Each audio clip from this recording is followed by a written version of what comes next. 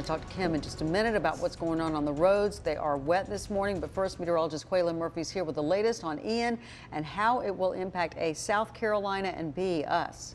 Yeah, South Carolina is where the landfall is going to occur between Myrtle Beach and Charleston, and that's where the biggest storm surge potential will be as well. But we're going to get our effects, and we're seeing those now with some light rain for the time being, but that locally heavy rainfall will start building in through the late morning hours. We're going to see 2 to 6 inches locally, higher amounts in spots. So we're talking maybe 7+ inches for some locations as well. And based on the track shift last night, we've increased our wind gust potential from 40 to 60 miles per hour. Good news is with the 5 o'clock update, there has been no shift in the track and no change in the intensity. Stronger closer to the South Carolina state line, North Carolina state line is where those winds will be a little bit stronger today.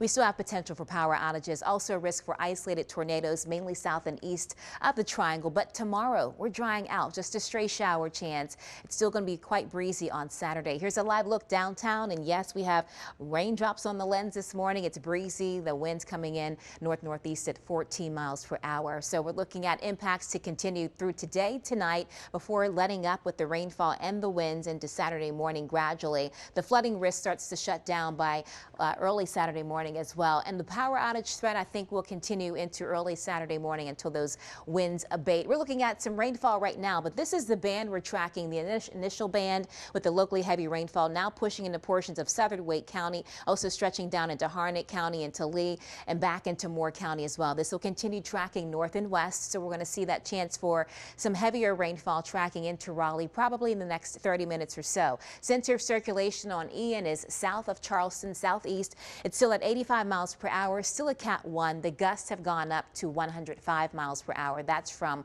100 miles per hour at 2 a.m. Forecast to make landfall later today as a Cat 1, pushing inland to the north and west of Myrtle Beach, 50 miles per hour just off to the west of Fayetteville today. And then we're going to see by tomorrow afternoon 35 miles per hour. So still a gusty winds with that, but much weaker. We have a tropical storm warning in place. We also have a flood watch which goes into effect in the next 40 minutes, and that continues through the afternoon and through tonight and all the way into Saturday morning. So locally heavy rain building in through their morning hours through this afternoon. It's going to be blinding rainfall. You're not going to want to be on the roads if you can help it. And then through this evening, still locally heavy rain before some of that drier air starts to flex in, but the gusts of winds picking up. So look at that. Irwin 67 miles per hour by 3:30. These are definitely winds that could cause some power outages stretching all the way north as well towards Oxford and Roxborough. So charge those phones now, juice them up so that you can have a reliable way to receive watches and warnings if they're issued. For more on what Ian is bringing to us,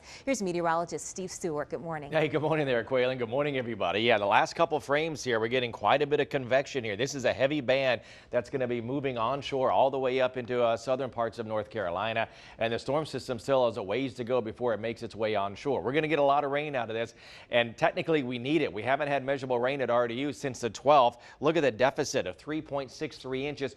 Potentially, we could completely wipe out the deficit in just one day, when most of the guidance is suggesting 2.5 to 4.5 inches of rain in and around the triangle. There will be higher amounts in spots as well. So our main risk is going to be flash flooding. Tornado risk is low. It's not zero. It's low. It's mainly south and east. And then high winds, that coupled with the heavy rain, when you get that ground saturated, we could have some trees going down. So power outages are a possibility. It's all today. Today's the action day. A few showers early tomorrow morning, and then the day goes on, it looks to be an improving day, and then later Sunday and Monday, scattered showers will be around, but likely not the type that's going to aggravate any flooding concerns. Storm surge warnings down across the South Carolina coast. For us, it's watch and warnings, and we could see some issues with potentially upwards of around 3 to 6 feet in spots as some storm surge. The swells are up too, even some coastal overwash, a pretty good bet, and minor beach erosion with persistent winds along the coast, upwards around 40 to 50 miles an hour right now. These are live buoy reports showing those strong winds that we're dealing with out there right now. For us here locally, it's not just the Ian coming, it's a strong high to the north, and that gives us again a tight pressure gradient. So we've upped those winds, as Quaylen was saying, for later on. So far we haven't had significant winds.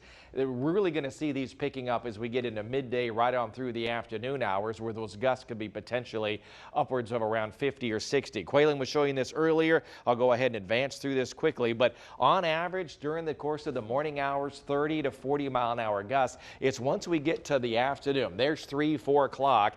This is when we can see some stronger gusts, and the stronger ones are going to be closer to the South Carolina border, but that could easily be enough to bring down some trees. Branches are going to be all over the place too. And in the triangle, hour by hour, look at our gusts as we get to the early evening, and then a sharp drop off in the winds once we get later into the evening hours. So a mess of a day today with wind, with rain, and temperatures ranging from 70 in Lumberton and Fayetteville to the 50s up in our northern counties today. So a chilly day with the rain coming in. 62 in the triangle, well below the average of 78 degrees, by the way. And then tonight we'll have temperatures in the 50s, and that's probably going to be early evening. As we go overnight, the actual temperature could come up as we get closer to early tomorrow morning with those winds at around 30 to 40 miles an hour. But things will improve as we get into tomorrow. Quaylen. Thankfully, we're going to have some drier conditions on Saturday. Still quite breezy, high temperatures Saturday. Upper 60s, low 70s, maybe even a little bit of sunshine. But we're back to more shower potential Sunday and Monday with Ian's lingering impacts. Into Tuesday, partly cloudy. We're looking at temps in the 60s, but we'll start in the 40s. We'll have some chilly mornings Tuesday, Wednesday, and Thursday with highs in the 70s starting Wednesday. That's your forecast.